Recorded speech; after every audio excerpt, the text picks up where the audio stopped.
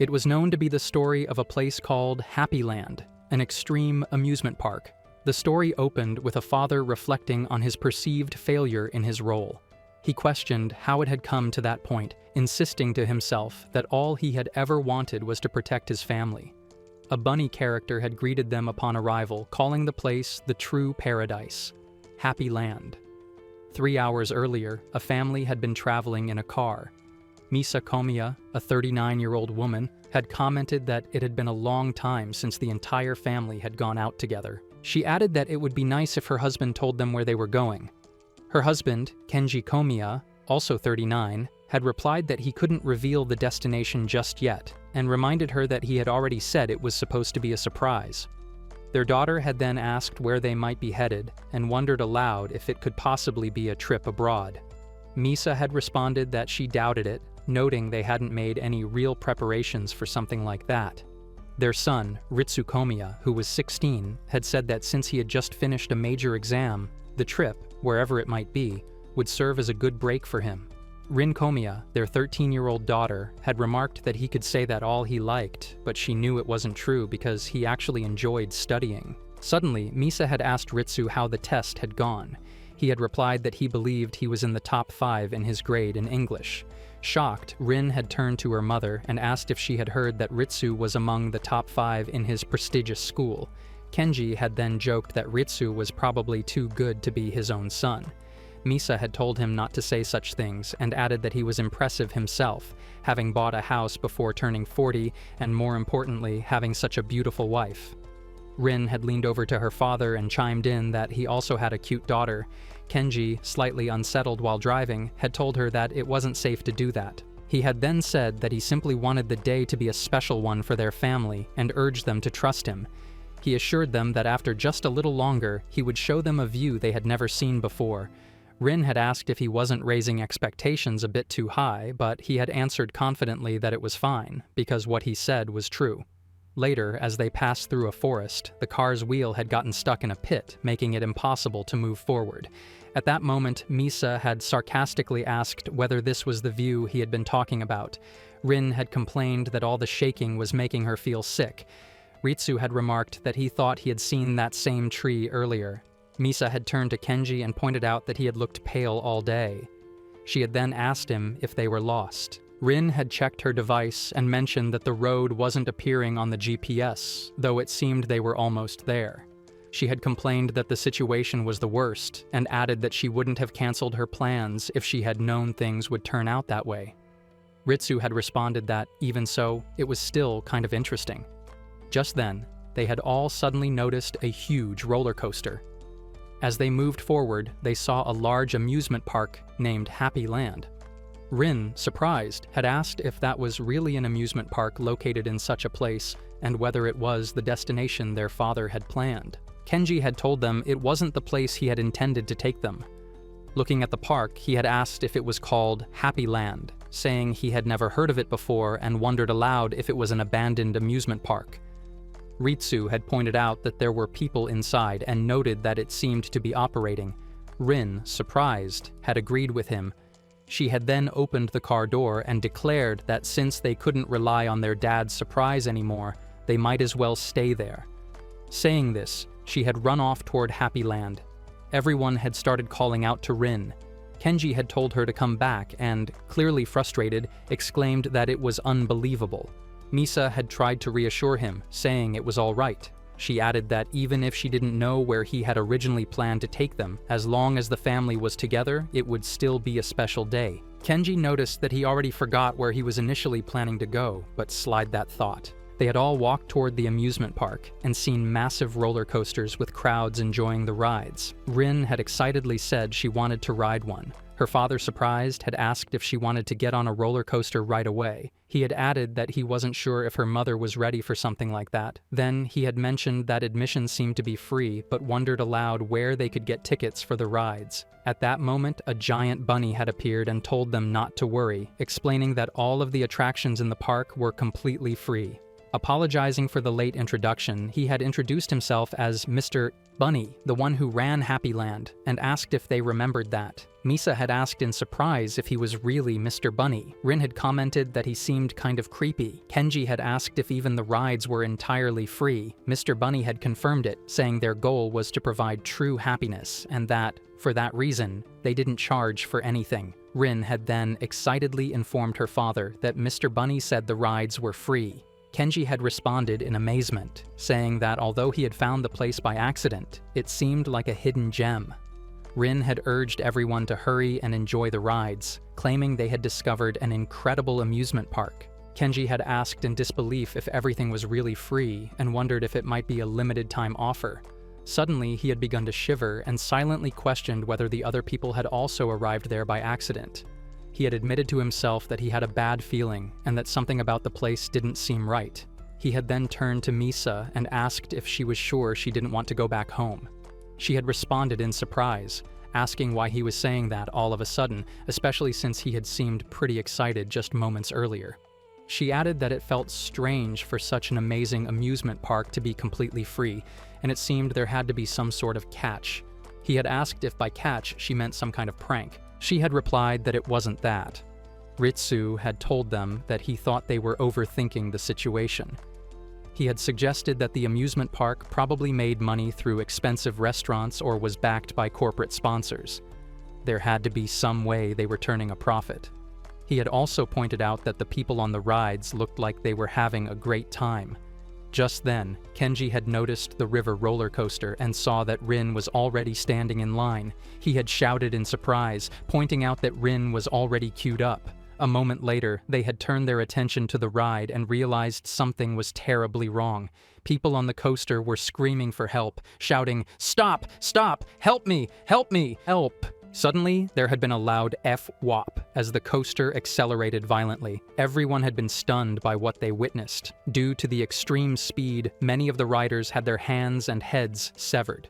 Severed heads had fallen to the ground and were lying still. The Komiya family had stood frozen, unable to process what they had just seen. Everyone was shocked, with some thinking it was fake. Suddenly, the bunny figure reached for a severed head, grabbed it by the hair, and said, "Rest assured, ladies and gentlemen, if you just enjoy yourselves, you won't end up like this." Holding the chopped head in his hands, he added, "Please go home happy, everyone."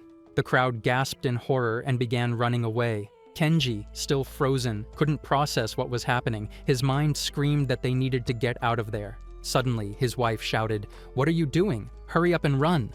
That snapped him back to reality.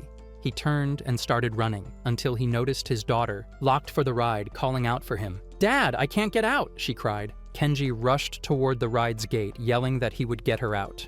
Around them, people were stampeding toward the exit of Happy Land. But before anyone could escape, the music suddenly blasted at full volume. At that moment, a rhythmic da-da-da-da began playing from the park's speakers. The eerie sound repeated again and again as everyone's eyes widened in horror. Kenji had asked what the music was. Mr. Bunny had responded calmly that it was right on time. Suddenly, the sound of enormous creatures approaching had begun to echo through the park. Mr. Bunny had announced with excitement that it was what everyone had been waiting for. It was time for the parade. He had cheerfully invited everyone to enjoy their stay. Then, chaos had erupted. Giant animals had surged into the crowd, attacking people without hesitation. Some had torn victims apart, breaking necks, while others had devoured entire bodies. The massacre was immediate and brutal. Kenji had stood in complete shock, unable to move, his eyes wide with disbelief. Mr. Bunny had looked upon the scene and declared that they were now welcome to the true paradise, Happy Land. It was described that everyone present was deeply shocked by what was happening before them. Kenji wondered if it could really be true that he had gotten lost and stumbled upon that amusement park, but he questioned how such things could exist and who those strange creatures actually were. Misa suggested to him that they should leave the place, but Kenji told her not to be in such a hurry. Mr. Bunny called out to everyone, assuring them that they had nothing to worry about, as their only motto was to give them real happiness. He explained that, for that to happen, they must enjoy the attractions to their fullest potential, and therefore they should refrain from trying to leave the park. The people soon realized that they were locked inside the amusement park. When someone tried to call the police, he discovered that his phone was not turning on. Others checked their phones and found the same problem. Kenji felt disheartened, thinking that his phone's battery was almost dead. From inside a prison cell, Rin called out to Kenji, pleading with him to help her escape, as she was extremely frightened. At that moment, Kenji was so overwhelmed that he could not decide what to do. Mr. Bunny then informed the people outside the cave that the roller coaster ride was ready and instructed them to line up promptly to board it. At that point, Misa recalled that the faces of the people lying nearby were the same as those who had ridden earlier. They shouted to Mr. Bunny, demanding to know what he intended to do with everyone. Someone from inside the prison also called out to him, telling him to stop fooling around and, if he wished, to keep him inside the cave, but to release his wife and son, as they were both terrified. Just then, a giant pig approached, seemingly ready to slash off the head of a man. Mr. Bunny remarked that if the people were standing in line, they would be able to enjoy the ride, but it appeared they did not understand his point. Rin was terrified, and Kenji was deeply worried about her. Ritsu commented that if they were already in line for the ride, they had no other choice but to board it. Eventually, they all got onto the ride, though tears still filled Rin's eyes as she sat in the first seat. When the ride began, Misa became so worried about Rin that she started crying as well. Kenji wondered what exactly was happening and felt a deep pity for Rin. He also questioned whether Mr. Bunny and the others were actually trying to kill them. Mr. Bunny instructed the operators to set the ride to its maximum speed of 70 miles per hour and a maximum incline of 45 degrees. He proudly declared that this was the most popular scream machine in Happyland, which had now officially started, and urged everyone to enjoy themselves. The ride accelerated quickly, frightening the passengers. Ritsu observed that it felt like a normal roller coaster. Mr. Bunny, however, wondered aloud whether everyone was all right, noticing their unusual silence. He concluded that their lack of noise was proof they were not having fun, so he decided to put the coaster into what he called real cry mode. Kenji sensed that something bad was about to happen. While the others were still on the roller coaster, he understood what they usually did in such situations. He began running and called out to Rin, telling her to raise her hands in the air. Rin, not understanding why Kenji had asked for that, followed his instruction anyway. The moment she did, she saw that the other riders beside her suddenly had their fingers severed, and their screams of pain filled the air.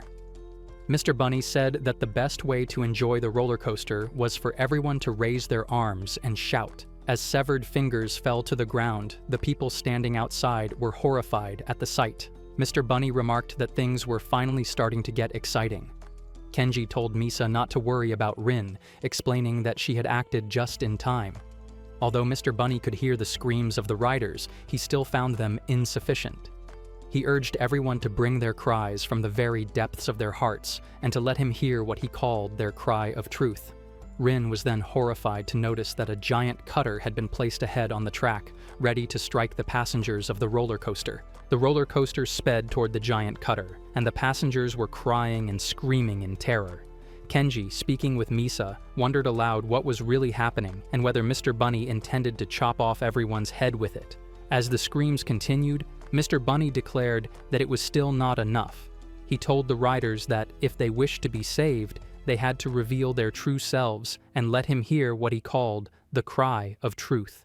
Misa was trembling, terrified for her daughter. Kenji, meanwhile, wondered what this cry of truth really meant. The riders had already screamed at the top of their lungs, but still they tried to scream louder as the people outside encouraged them to shout and lower their heads. Kenji thought about the safety bars holding him in place and searched for a clue in Mr. Bunny's words.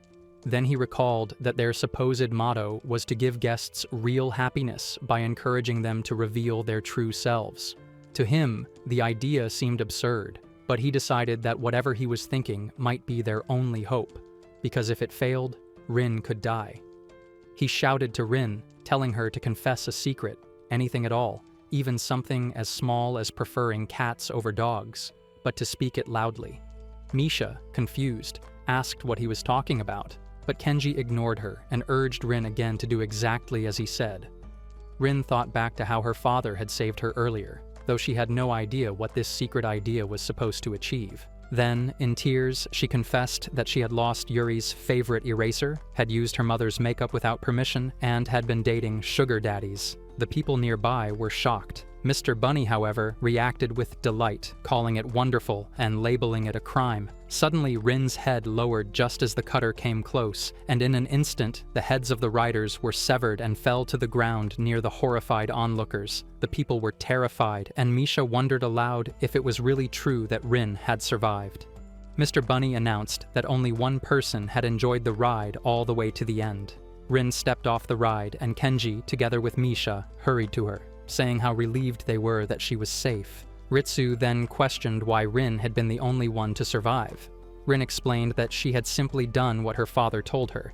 She added that when the safety bar came loose, she was able to bend forward and avoid the cutter. Kenji remarked that he had been right about shouting a secret, but then asked her if he had misheard what she said earlier.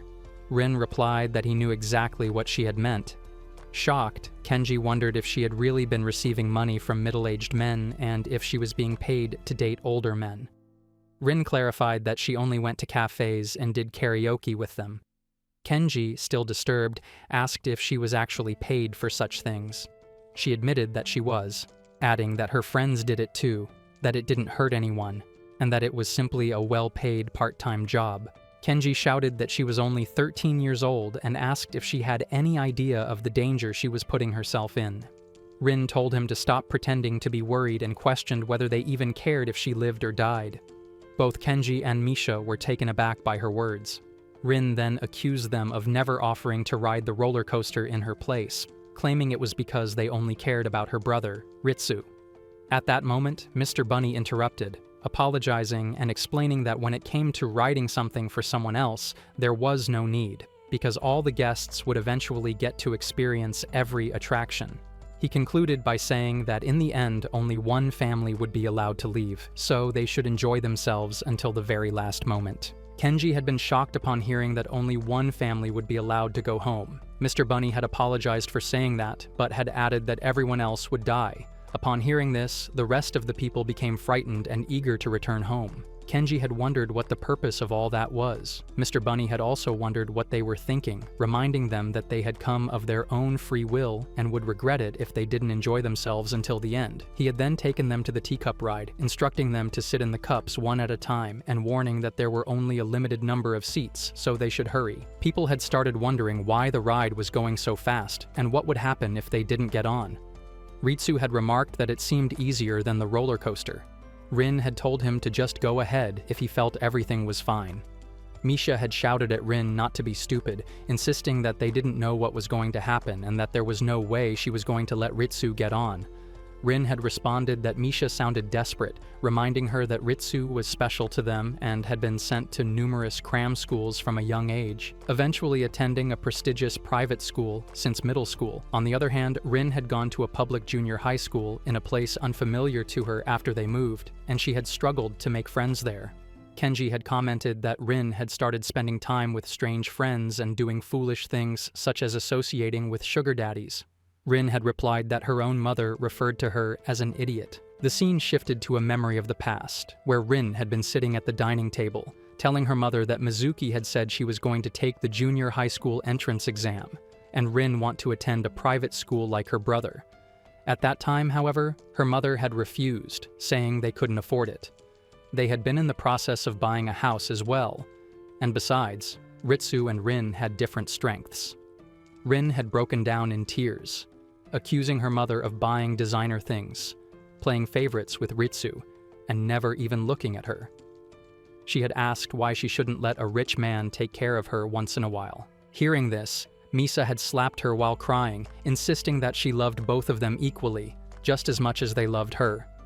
Rin had called it a lie, and Kenji had told them to stop, insisting that it wasn't the right time to be talking about something like that. Misa had asked what he meant, pointing out that they were discussing family matters and that everything was happening because of Kenji and his so-called big surprise.